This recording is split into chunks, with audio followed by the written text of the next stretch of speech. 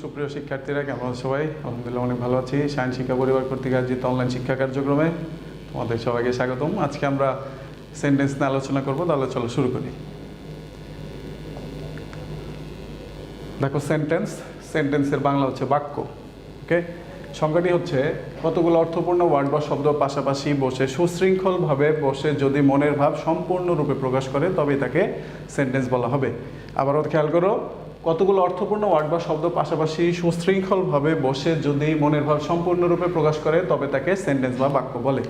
এই সংজ্ঞাটা যদি আমরা বিশ্লেষণ করি, সে বিশ্লেষণ করলে এই সংজ্ঞা থেকে আমরা তিনটি বৈশিষ্ট্য পেয়ে থাকি। যেমন দেখো, কম্বিনেশন অফ মিনিংফুল ওয়ার্ডস বা অর্থপূর্ণ শব্দ সমষ্টি, কারেক্ট অর্ডার সঠিক শৃঙ্খলা এবং কমপ্লিটনেস অফ সেন্স অর্থের পূর্ণতা। মানে এই সেন্টেন্সের সংজ্ঞাটি বা ডেফিনেশনটি যদি আমরা বিশ্লেষণ করি তাহলে এই সেন্টেন্সের তিনটি ক্যারেক্টারিস্টিক্স আছে।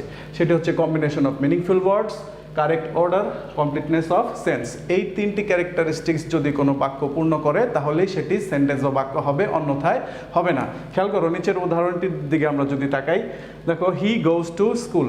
এখানে সেন্টেন্সের সংজ্ঞা অনুযায়ী হি গোজ টু স্কুল এখানে কতগুলো বাক্য বসেছে এবং প্রত্যেকটা ওয়ার্ডেরই আলাদা আলাদা অর্থ রয়েছে এবং এই ওয়ার্ডগুলো পাশাপাশি বসে একটি সম্পূর্ণ মনের ভাব প্রকাশ করেছে। এজন্য এই যে হি গোজ টু স্কুল এটি একটি সেন্টেন্স।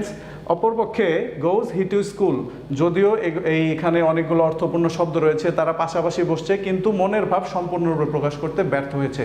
এজন্য গোজ হি টু স্কুল এটি কোনো সেন্টেন্স নয়। আশা করি তোমরা বুঝতে পেরেছো। এরপরে দেখো, সেন্টেন্স, একটি সেন্টেন্সের দুইটি অংশ থাকে। একটি হচ্ছে সাবজেক্ট আর একটি প্রেডিকেট।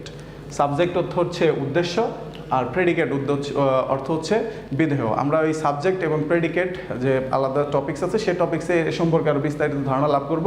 আমরা আপাতত খেয়াল করি, দেখো হি রাইটস এ লেটার, নিচের উদাহরণে লেখা আছে হি রাইটস এ লেটার। এখানে দেখো লাল কালিতে বলা আছে হি।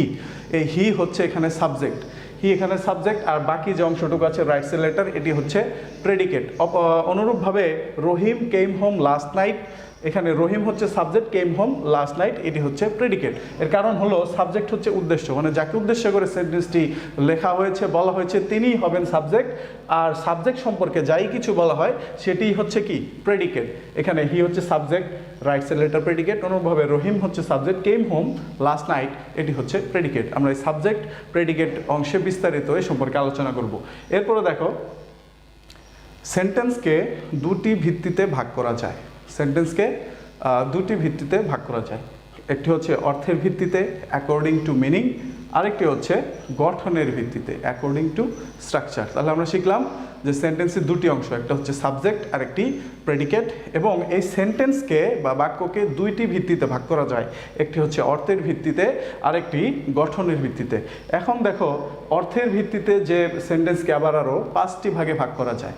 অর্থের ভিত্তিতে সেন্টেন্সকে 5টি ভাগে ভাগ করা যায়। এক নম্বর হচ্ছে অ্যাসার্টিভ সেন্টেন্স বা বাংলায় বর্ণনা বা বিবৃতিমূলক বাক্য। 2 নম্বর ইন্টারোগেটিভ সেন্টেন্স বা প্রশ্নবোধক বাক্য। 3 নম্বর হচ্ছে দেখো ইম্পারেটিভ সেন্টেন্স বা অনুজ্ঞাসূচক বাক্য, বা আমরা যদি আরেকটু ভেঙে বলি সেটা হবে কি আদেশ, উপদেশ, অনুরোধ বা নিষেধমূলক বাক্য। এখন 4 নম্বর হচ্ছে অপটেটিভ সেন্টেন্স, ইচ্ছা বা প্রার্থনাসূচক বাক্য, বা যে বাক্য দ্বারা মনের ইচ্ছা বা প্রার্থনা প্রকাশ করা হয়। আবার 5 নম্বর হচ্ছে এক্সক্লেমেটরি সেন্টেন্স, আবেগ বা বিস্ময়সূচক বাক্য। ওকে, এখন আসো, গঠনের ভিত্তিতে সেন্টেন্স 3 প্রকার। যেমন সিম্পল সেন্টেন্স, সরল বাক্য, কম্পাউন্ড সেন্টেন্স, যৌগিক বাক্য, এবং কমপ্লেক্স সেন্টেন্স, জটিল বাক্য। ওকে, প্রিয় শিক্ষার্থীরা, আমরা শিখলাম আজকে যে সেন্টেন্সকে দুইটি ভিত্তিতে ভাগ করা যায়। একটি হচ্ছে মিনিংয়ের ভিত্তিতে, অর্থের ভিত্তিতে, আরেকটি হচ্ছে গঠনের ভিত্তিতে। এই মিনিংয়ের ভিত্তিতে বা অর্থের ভিত্তিতে সেন্টেন্স হচ্ছে 5টি। কি assertive, interrogative, imperative, optative, exclamatory, এবং গঠনের ভিত্তিতে সেন্টেন্সকে 3 ভাগে ভাগ করা যায়: simple sentence, compound sentence, complex sentence. আমরা এগুলো খুব ভালো করে পড়ব। তো আজকে যে ক্লাসটি দেখলে সম্পূর্ণ যে সেন্টেন্সের যে সংজ্ঞা এবং এর যে ক্লাসিফিকেশনস, এইগুলো খুব ভালো করে শিখতে হবে, খুব ভালো করে মনে রাখতে হবে। তো প্রিয় শিক্ষার্থীরা, আজকের মতো ক্লাসটি এ পর্যন্ত। পরবর্তী ক্লাস দেখার আমন্ত্রণ জানিয়ে আজকের মতো এখানে শেষ করছি। ধন্যবাদ। আসসালামু আলাইকুম।